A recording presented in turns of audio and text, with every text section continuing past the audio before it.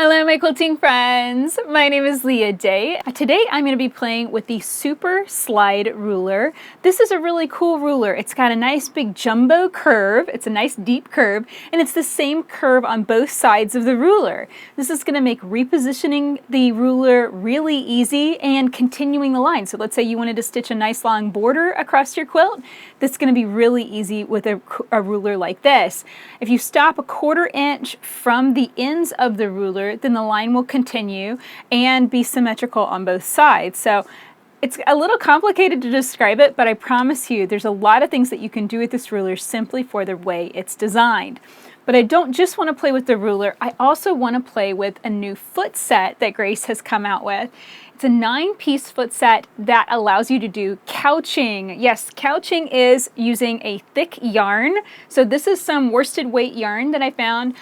It's been hand dyed, so I'm crossing my fingers that this is going to work out and not bleed on my quilt. But you know, this quilt is a total experiment. So I think it's really good to give yourself permission on certain quilts to just kind of go weird and see what happens. And I know this quilt's going to get washed a lot, so this is a great opportunity to test out this technique and see if it frays or does anything weird. I'm planning on using this quilt as a tablecloth, so I know it'll be washed a whole lot. I'll be able to see how this couching technique really works. So how I got started was I just simply threaded through the smallest couching foot in that 9-piece foot set, and then I've got regular isocord thread in the top and bobbin of the machine. So technically we're quilting here with two different things. We're quilting with the thread that's running through the machine, then we've got the yarn that's going through the foot.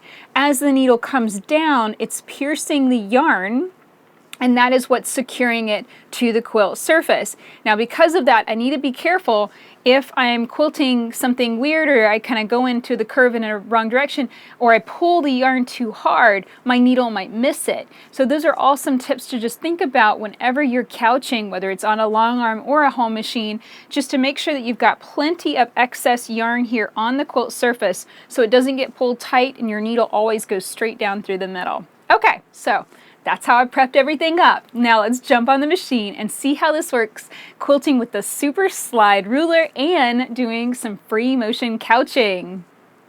So here you can see I've lined up the Super Slide Ruler and I'm just carefully stitching right along that. And I am probably going to end up overlapping that echo ditching. That's okay. I think it's kind of pretty the way this chunky yarn's going on. I am being careful to make sure that that is nice and loose so it doesn't get tight and accidentally miss the needle. Now lining up my Super Slide Ruler here, what I'm doing is lining up some straight lines that I've etched on the ruler, and I'm also lining up so that the line 1/4 inch from the end is lined up right with the needle. So that all looks good. Pressing firmly, and actually that looks like that's slipping just a bit, so I'll kind of slide that down and now I'll click on and get back to going. So the needle's going down and running right through the middle of that yarn, and now I'm just pulling the machine gently over and just following along the edge of that ruler, just like so. Now of course my yarn's kind of getting in the way, so I need to shift that around. And I think it's good to have a nice tight little ball. I use a ball winder. If I buy a skein of yarn, I use a ball winder. But if you're just using a ball of acrylic yarn, that's perfectly fine too. Then I would just make sure to pull out a good bit. And then I'm just hooking it here over my handlebar a bit, so that way it's out of my way. And then I'm also going pretty slowly. I hope you can see just how slowly and methodically I'm working, because there's a lot of different things going on here at once. And I don't want to make a mistake. I want to just take it slow. So I'm going to continue that line. Maybe speed up just a bit. And I have my stitch length set here to 16 stitches per inch. And I am running the machine on Precise. Precise is one of the stitch modes that you can stitch in on the Grace Unique. And Precise, what will happen is, if I click on the machine and I don't move the machine, the needle doesn't move. And so if I move the machine, that's when the needle starts to move. So that's something important. It really works well for ruler foot quilting, and I hadn't been using that before. Okay, so now I'm going to travel stitch up, and I'm going to reposition the ruler so that it's lined up and it's right, so the line 1/4 inch from the edge is lined up right with the line that I stitched before. So I've got that yarn coming in right on that line. But I'm already seeing a problem, and that is the little hooky thing here for my yarn is over here, but I'm stitching in this direction. So I'm thinking I'd want to just take my yarn out of that hooky thing, that little loop of wire, because I think it's going to work better if the yarn is feeding in the direction that I'm stitching. I'm going to grab I bent a little needle here so that way I could easily grab this if I needed to. Little pen, there we go. So I've unhooked that, and now I'm going to feed the yarn through coming from the opposite side. And this is just an experiment to see if this is going to work just a little bit better. Looks like I'm looped around the needle, so I'm going to click up, drop that yarn down, just pulling on it ever so slightly, and drop the needle back down again. Okay, here we go. So I've got the ruler lined up on that chunky yarn, and now I'm stitching back across. And now I can already see that's working better because the yarn is feeding straight into that. Whoops, and I forgot to reposition my ruler. It's really easy to be looking at the yarn rather than looking at the ruler, so I gotta be careful about that. Okay, I'm gonna reposition the ruler, and it's okay if you get off.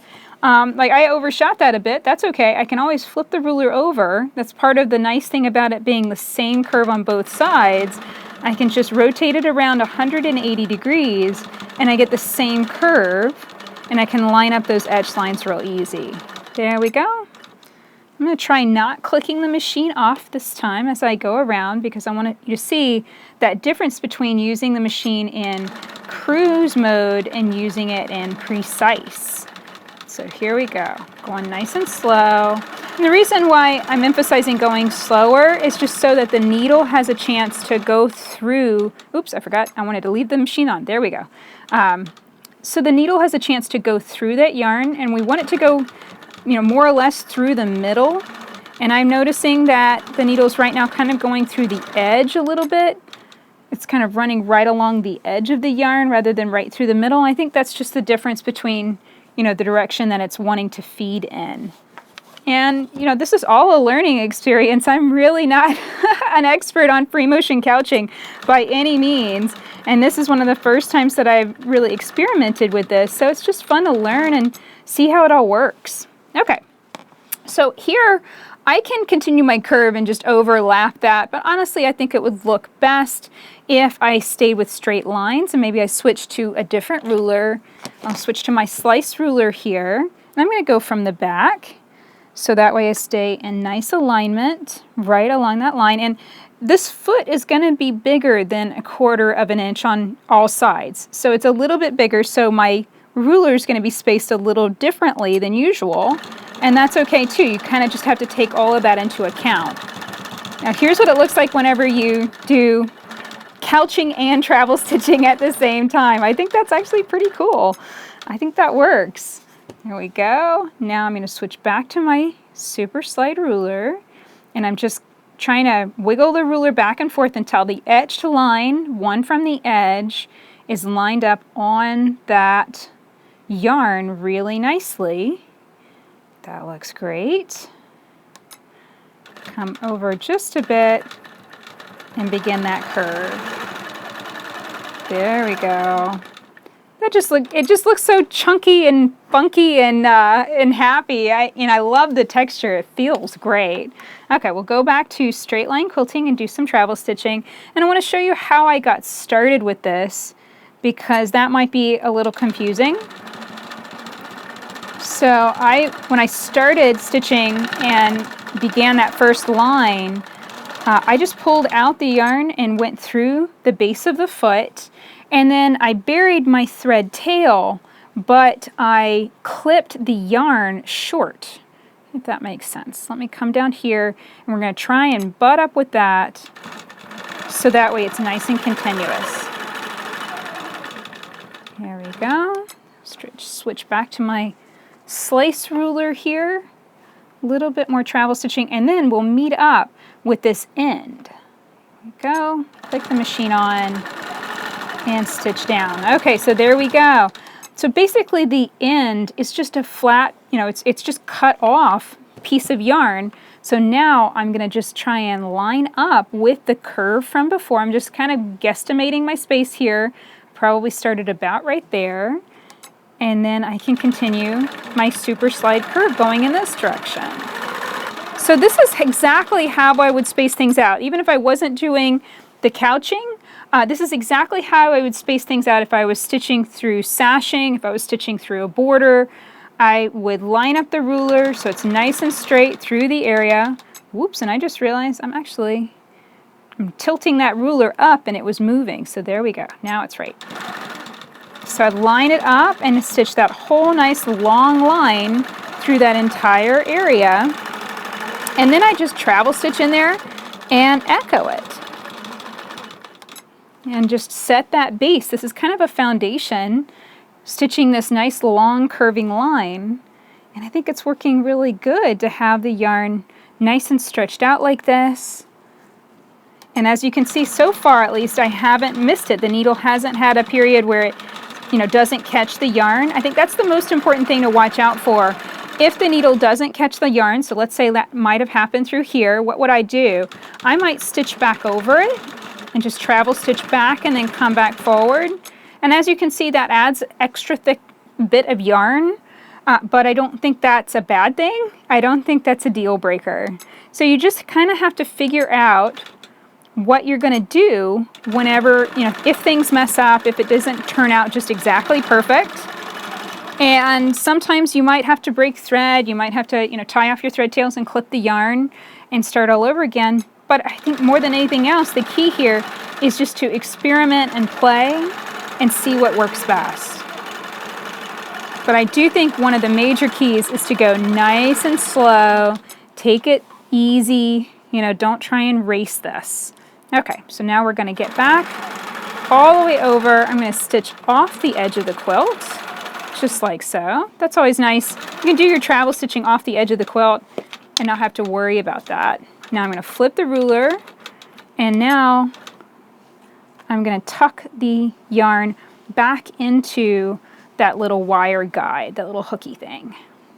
There you go. Just slot that right back in. And I do like that that's there. It really helps whenever you're quilting over in that direction. But as you can see in this video, it doesn't really matter if you're stitching on the other direction. It still works just fine. But I do think it helps to have the yarn pulled out and on that side, just so you're stitching in the same direction that the yarn is laying in. I think that really helps. There we go. I'll pull out a little bit more yarn. And I'm just doing the absolute simplest echoing design. I'm just stitching the nice super slide curve, and then I'm just echoing that. And there's about 1/2 inch between those lines of quilting. And, you know, this would be pretty dense for, you know, a bed quilt. I'm wanting to use this for a tablecloth, so I think this is going to be a great density for my tablecloth. But, you know, the texture that this adds is really rich. I think this would be a great choice for a baby quilt. You know, you really want somebody to enjoy that texture. Okay, so I overshot ever so slightly here. I want to be lining up with this line. So I'm just going to grab my super slide ruler and kind of fudge it. There we go. So as you can see, that line slopes down ever so slightly. Not the end of the world. I don't think anybody's going to notice that mistake except me. There we go. And now I'm just eyeballing and estimating and travel stitching. But you know, you can stitch with this foot without any rulers at all. So here, I don't have any rulers guiding me. I'm just simply moving the foot, moving the machine. Now I want to stitch back. Let's see if this is going to work. I haven't moved the yarn. I'm stitching back, and I'm going to do that echo quilting freehand. I'm not using a ruler.